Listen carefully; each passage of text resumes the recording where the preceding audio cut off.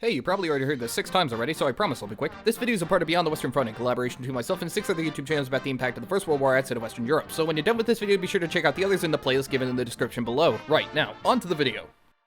World War I sure was a thing, a conflict defined by a mountain of meaningless death over a pointless imperial squabble. But I'd like to move away from talking about the largely depressing subject of dying in a war of trenchfoot to the more upbeat topic of dying in a war normally. You see, there seems to be a belief going around that World War I is something of a misnomer, since it was chiefly fought between the European powers and their respective colonies, an opinion common among the radical left, the radical right, and most people in general because it's kinda true. But at the very least, even beyond the fighting, the consequences of the war were much more important to the world as a whole, such as for contractual reasons, the Empire of Japan, who was by this point eager to show itself off as a great power. And if I may provide some context to this statement, cause that's what the channel is for, after Japan was opened up in the late 1850s, it would spend the next 70 years or so playing a rapid game of catch-up with the rest of Europe, so that way it didn't get,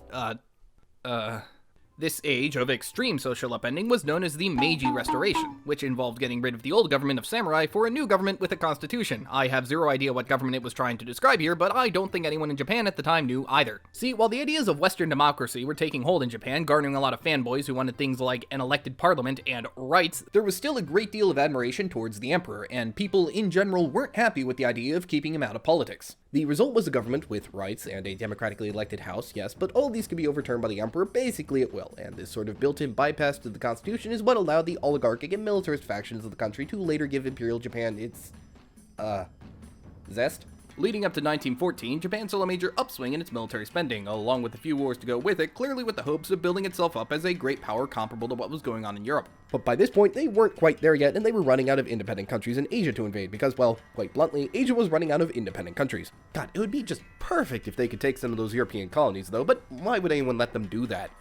Ah, right. Now, Japan was allied with Britain at the time, and it was obligated to come to its aid if it ever went to war with at least 2 other great powers. I mean, in 1914, it was more like a great power and a bunch of smaller countries stacked up under a trench coat, but, colonies. So 3 days after Britain bit the bullet, Japan got in touch with them, asking if they could take some of the German colonies out in the Pacific. Britain said yes, sorta, and gave Japan the green light to fight the Germans in China for aiding Austria in its war with Serbia. I hate history. Specifically, they were fighting the Germans over their Chinese holdings in Qingdao, which Japan was eager to scoop up because it could give them a foothold in the region which Japan long dreamed of turning into their exclusive sphere of influence. That ended up turning into a 3-month-long siege, and filler arcs are boring, so the Navy just sorta left and started capturing German Pacific colonies for fun or something. Pretty quickly too, because most of these colonies were defended by a governor-general in thoughts and prayers.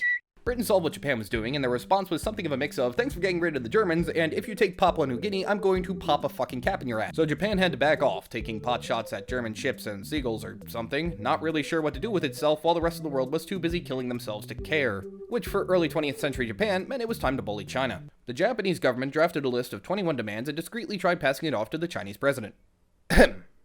China? What's this? Shh, it's an ultimatum. Oh. What are you doing? Stop crinkling it. Whoops, I dropped it.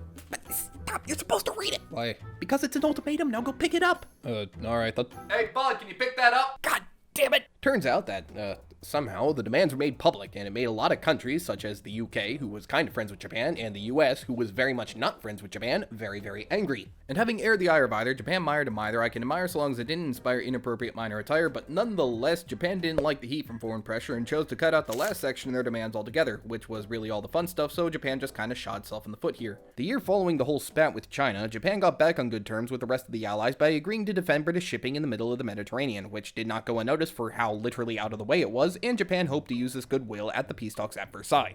It did get a few things it wanted, namely those German colonies it captured during the war, but if there's one thing that Japan was hopeful about getting out of the Treaty of Versailles, it was to get international recognition that all races were equal. Which sounds nice, but it was more a matter of, see, non-whites can be just as imperialist, just watch us break the glass ceiling and a few international laws.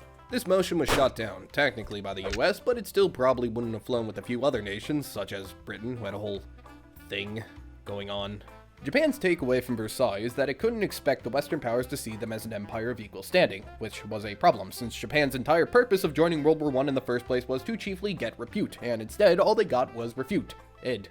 Meaning it was time for Japan to get spices. And speaking of spices, did you know that India was close to getting their hands on atomic weapons in 1917? I mean, you shouldn't because it's completely false, but over on Brandon F's channel, he talks about what India was up to during the Great War. He also has a video that gives more detail about what that Japanese detachment in the Mediterranean was up to, so if you just so happen to like real historians without the imposter syndrome, click here for the full playlist. I think. I'm not very good with computers.